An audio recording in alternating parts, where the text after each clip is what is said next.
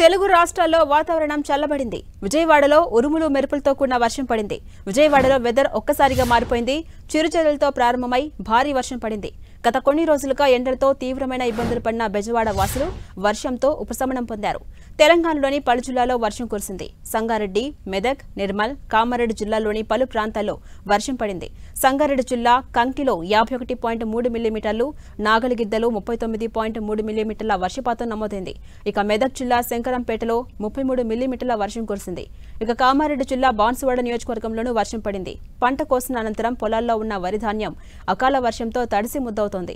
4 రోజుల క్రితం వడగండ్ల వర్షం పడి బాన్సువాడ, పోతంగల్, వర్నిచందూర్ మండలాల్లోని పలు గ్రామాల్లో పంటలు నష్టపోయారు. అలాగే ఎడతెరిపి లేకుండా కురుస్తున్న వర్షంతో రహదారులపై తూకానికి సిద్ధంగా ఉన్న వరిధాన్యం తడిసి ముద్దైంది. చేతికొచ్చిన పంట తడిసి ముద్దవడంతో రైతులు ఆందోళన వ్యక్తం చేస్తున్నారు. తమను ప్రభుత్వమే ఆదుకోవాలంటూ రైతులు కోరుతున్నారు.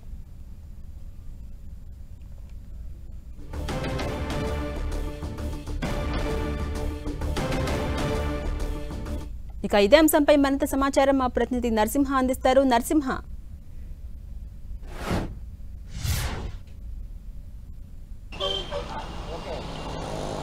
మధ్యాహ్నం వరకు తీవ్ర ఉక్కపోతతో అల్లాడినటువంటి బెజవాడ వాసులు ప్రస్తుతం కురుచున్న వర్షంతో కొంత సేద తీరుతున్నారని ఖచ్చితంగా చెప్పొచ్చు. ఎందుకంటే గత 10 రోజులుగా కూడా ఏదైతే బాణుడి ప్రతాపానికి బెజవాడ వాసులు తీవ్రమైనటువంటి బెంబిలెత్తినటువంటి పరిస్థితి.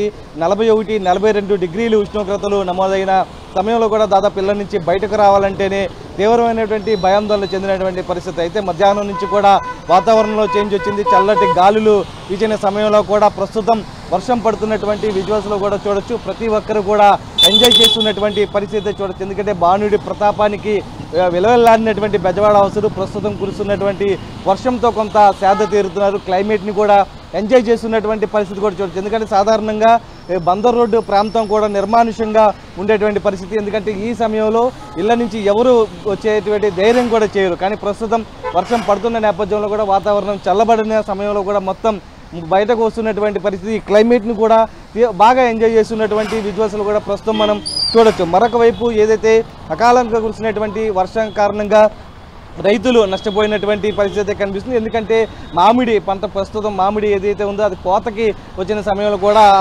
కాయలకు సంబంధించి కింద పడి కొంత నష్టం వచ్చేటువంటి అవకాశం ఉందంటూ కూడా అటు రైతులైతే చెప్తున్నటువంటి పరిస్థితి కనిపిస్తుంది. మరొక మామిడి రైతులపై ఈ వర్ష ప్రభావం తీవ్రంగా ఉంటుందంటూ కూడా చెబుతున్నటువంటి పరిస్థితి. మరొక వైపు ఏదైతే జొన్నకు సంబంధించి కూడా నష్టం వచ్చే అవకాశం ఉందంటూ కూడా చెబుతున్నటువంటి పరిస్థితి. కూరగాయల పంటలకు సంబంధించి కూడా కొంత ఈ వర్ష ప్రభావం పడుతుందంటూ కూడా చెప్తున్నటువంటి పరిస్థితి. మరొక వైపు ఏదైతే ఒకవైపు క్లైమేట్ని బెజవాడ వాసులు పూర్తిగా ఎంజాయ్ చేస్తున్నటువంటి పరిస్థితి కనిపిస్తుంది. ఎందుకంటే వర్ష ప్రభావం దాదాపు బాణుడి ప్రతాపానికి తీవ్రమైనటువంటి ఇబ్బందులు, అటు తీవ్రమైనటువంటి వడగాల్పు ఇతరత్ర వచ్చిన నేపథ్యంలో కూడా ప్రస్తుతం ఏదైతే అకాల వర్షానికి కూడా ప్రస్తుతం తీవ్రమైన బెజవాడ వాసులు అయితే ఎంజాయ్ చేస్తున్నటువంటి పరిస్థితి కనిపిస్తుంది. అయితే మరొక 2 రోజుల పాటు వాతావరణం కొంత కూల్గా ఉండడంతో పాటు అక్కడక్కడ వర్షాలు పడతాయన్న వాతావరణ శాఖ చెప్పిన సందర్భంలో కూడా బెజవాడ వాసులు అయితే ప్రస్తుతం క్లైమేట్ని అయితే పూర్తిగా ఎంజాయ్ చేస్తున్నారు. వీడియో పర్సన్ రాఘవతో నరసింహారెడ్డి టీవీ, విజయవాడ.